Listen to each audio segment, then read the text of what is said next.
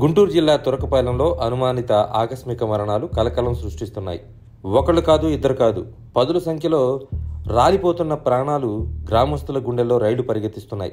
గత ప్రభుత్వాలు చేసిన పాపమో లేక ప్రస్తుత అధికారుల నిర్లక్ష్యమో తెలియదు కానీ గడిచిన కొద్ది నెలలుగా ఆ గ్రామంలో అంతు చిక్కని మరణాలు కలకలం సృష్టిస్తున్నాయి. దీనిపై చర్యలు ప్రారంభించిన ప్రభుత్వం ప్రత్యేక అధికారుల బృందంతో గ్రామంలో హెల్త్ క్యాంపులు నిర్వహిస్తోంది.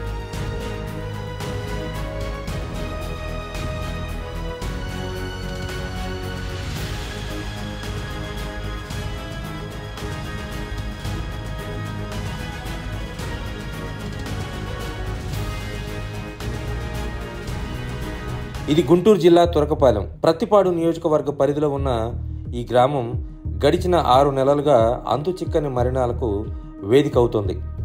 గ్రామంలో అంతు చిక్కని వ్యాధితో ఒక్కొక్కరుగా మృత్యువాత పడుతున్నారు. గ్రామంలో జరుగుతున్న అకాల మరణాలకు ప్రజల్లో తీవ్ర ఆందోళన నెలకొంది.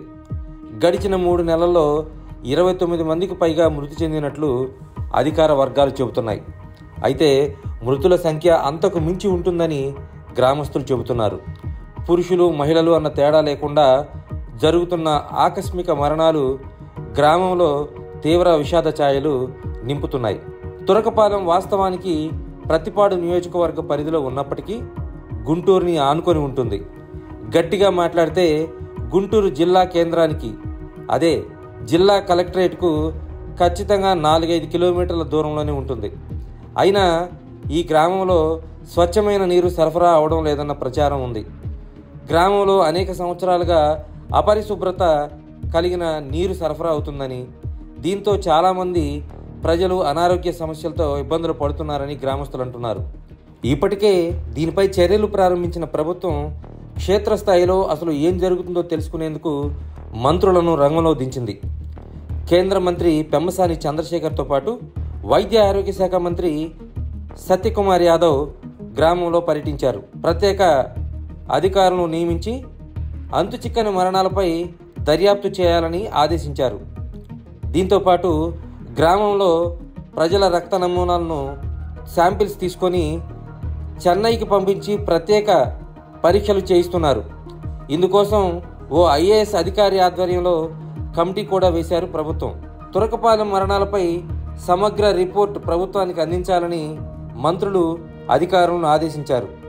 అదేవిధంగా హెల్త్ అధికారులు సరైన సమయానికి స్పందించలేకపోవడంతో మరణాలపై పుకార్లు షికార్లు చేస్తున్నాయని మంత్రులు అభిప్రాయపడ్డారు. దీంతో గ్రామంలో ప్రతి ఒక్క పౌరుడి రక్త నమూనాలు సేకరించి వాళ్ళకి ఏమైనా వైరస్లకు సంబంధించిన వ్యాధులు ఉన్నాయా లేక ఇతరత్రా ఏమన్నా అనారోగ్య సమస్యలు ఉన్నాయా అన్న విషయాన్ని తెలుసుకునేందుకు ప్రయత్నిస్తున్నారు. ఇందుకోసం చెన్నైలోని SRM ల్యాబ్ కు రక్త నమూనాలను పంపిస్తున్నారు. మరోవైపు తురకపాలెం గ్రామంలో ఎయిమ్స్ బృందం కూడా పర్యటిస్తుంది. ఎందుకంటే తురకపాలెం గ్రామంలో గడిచిన కొద్ది నెలలుగా అధికారిక లెక్కల ప్రకారం 29 మంది మరణిస్తే దాదాపు 40 వరకు ఆ మరణాల సంఖ్య ఉంటుందని గ్రామస్తులు చెప్తున్నారు. అయితే ఈ మరణాల వెనుక గత ప్రభుత్వంలో సరఫరా అయిన కల్తీ మద్యం ఉందన్న ఆరోపణలు ఉన్నాయి.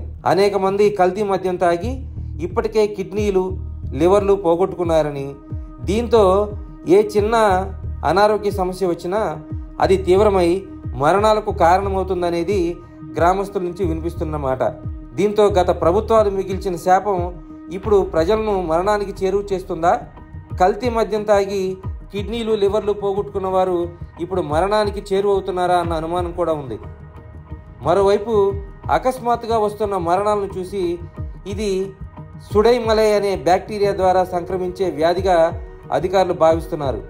సాధారణ ఒళ్ళు నొప్పులతో ప్రారంభమయ్యే ఈ వ్యాధి తీవ్ర జ్వరంగా, ఆ తర్వాత విషజ్వరంగా మారి మరణాలకు కారణమవుతుందని అధికారులు భావిస్తున్నారు. మెలియాయిడోసిస్ అనే ఈ రకమైన వ్యాధి అరుదుగా సంభవిస్తుందని, శరీరంలో రోగ నిరోధక శక్తిని నిర్వీర్యం చేసి ప్రజల మరణానికి కారణమవుతుందనేది అధికారుల అభిప్రాయం. అయితే ప్రస్తుతం అధికారుల బృందం తురకపాలెం గ్రామంలో పర్యటిస్తున్న నేపథ్యంలో పరిస్థితి కొంత మెరుగుపడిందని చెప్పుకోవచ్చు. గ్రామంలో ఎవరైనా అనారోగ్యానికి గురైతే ప్రభుత్వ డాక్టర్ల పర్యవేక్షణలో ఖచ్చితమైన ట్రీట్మెంట్ అందిస్తామని ప్రభుత్వం చెబుతోంది. అదేవిధంగా గ్రామంలో సరఫరా చేస్తున్న త్రాగునీటి మీద కూడా ప్రత్యేక దృష్టి పెట్టింది ప్రభుత్వం. చాలా అరుదుగా సంభవించే కొన్ని రకాల వైరస్లు తురకపాలెం సమీప ప్రాంతాల్లో తిష్టవేసి ఉన్నాయని, దీంతోనే ప్రజలు అరుదైన వ్యాధులతో మరణాలకు కారణమవుతుందని అధికారులు భావిస్తున్నారు. ప్రస్తుతం చెన్నైకి పంపిస్తున్న రక్త నమూనాలకు సంబంధించిన ఫలితాలు అధికారులకు వస్తే తప్ప తురకపాలెంలో జరుగుతున్న ఆకస్మిక అనుమానిత మరణాలపై పూర్తి స్థాయి నిర్ధారణకు రాలేమని అధికారులు చెప్తున్నారు. ఈ గ్రామంలో చూస్తూ ఉంటే సడన్గా డెత్స్ వచ్చినాయి.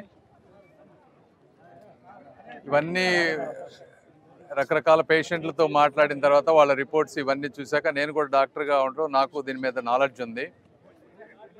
ఇక్కడ ఉన్నటువంటి ఇన్ఫెక్షన్ అనేది మెలిడియోసిస్ అనేది ఒక బ్యాక్టీరియల్ ఇన్ఫెక్షన్. ఇది 2 రకాల వల్ల వస్తుంది. ఇది యాక్చువల్గా వెరీ రేర్ డిసీజ్, చాలా తక్కువ చూస్తాం మనం జనరల్ పాపులేషన్లో.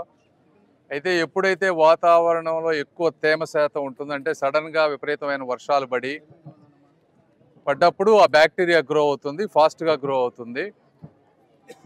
ఆ గ్రో అయిన బ్యాక్టీరియా 2 రకాలుగా మనిషికి వస్తుంది. ఒకటి ఎక్కడన్నా స్కిన్లో నుంచి కింద నడిచేటప్పుడు కాళ్ళ మీద, రెండోది ఎప్పుడన్నా గాల్లో మరీ ఎక్కువైనప్పుడు గాల్లో తీసుకున్నప్పుడు కూడా వస్తుంది.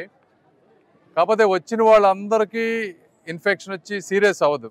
ఎవరికైతే బాడీలో ఇమ్యూనిటీ తక్కువ ఉంటుందో వాళ్ళల్లో ఎక్కువగా బాడీ అంతా వ్యాపిస్తుంది. ఇమ్యూనిటీ తగ్గడానికి 2-3 బలమైన కారణాలు. ఒకటి డయాబెటీస్, షుగర్ ఉండటం, అన్కంట్రోల్ డయాబెటీస్.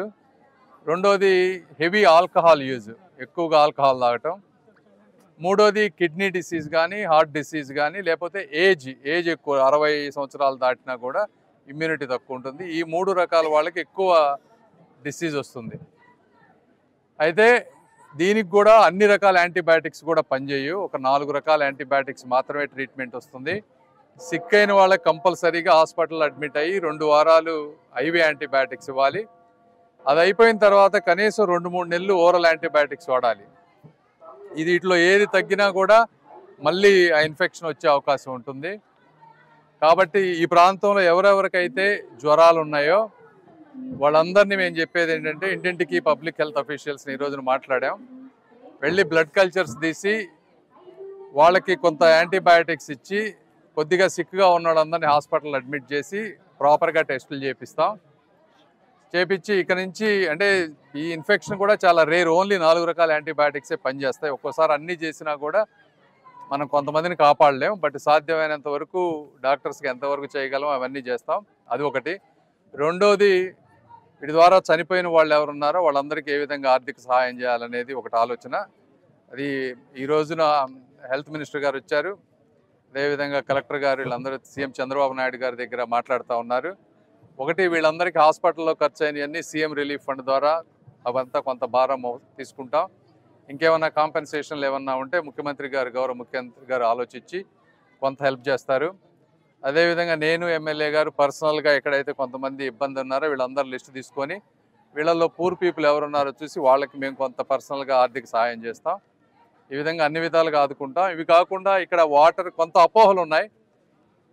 ఈ అపోహలు అంటే కేవలం వాటర్ ద్వారానే, వాటర్ తాగితేనే వస్తుంది అనేది కరెక్ట్ కాదు ఇది. ఎందుకంటే అలా బ్యాక్టీరియా ఆ విధంగా మనుషుల్లోకి రాదు. అది కేవలం గాలి ద్వారా కానీ లేకపోతే ఒక్కోసారి గుచ్చుకుంటే కానీ వస్తుంది.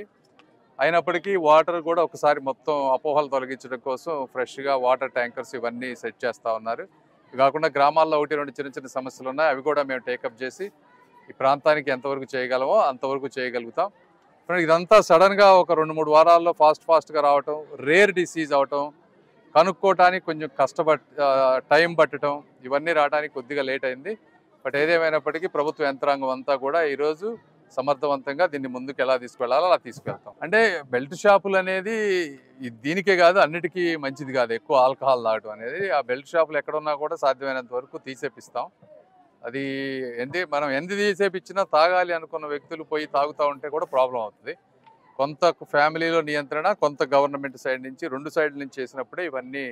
ఇది నిర్లక్ష్యం అంటే చెప్పేది, ఇది కామన్ డిసీజ్ కాదు, ఇది కామన్గా వచ్చేటువంటి ఇన్ఫెక్షన్ కాదు, వెరీ రేర్ డిసీజ్. నేను 26 సంవత్సరాలు ప్రాక్టీస్ చేశా, నేను కూడా 1-2 కేసులు కూడా చూడలేదు ఇప్పటివరకు. వెరీ రేర్ డిసీజ్ కాబట్టి అంత ఫాస్ట్గా కనుక్కునేటువంటిది కాదు. కాబట్టి ఇది బ్లడ్లో గ్రో అవ్వాలి, కల్చర్లో, ల్యాబ్లో. అదన్నీ ఒక 2-3 రోజులు టైం పడుతుంది. కాబట్టి అందువల్ల కొద్దిగా లేట్ అయింది.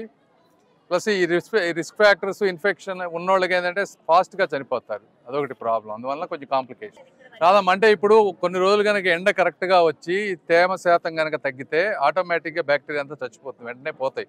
కేవలం వర్షాలు పడ్డప్పుడు హెవీగా కొన్ని ప్రాంతాల్లోనే ఇన్ఫెక్షన్ వస్తుంది. సో వేరే ప్రాంతాలకు వచ్చే అన్లెస్ అక్కడ తేమ ఎక్కువ ఉండి అక్కడ ఏదైనా వస్తే తప్పించి రాదు, అంటువ్యాధి కాదు.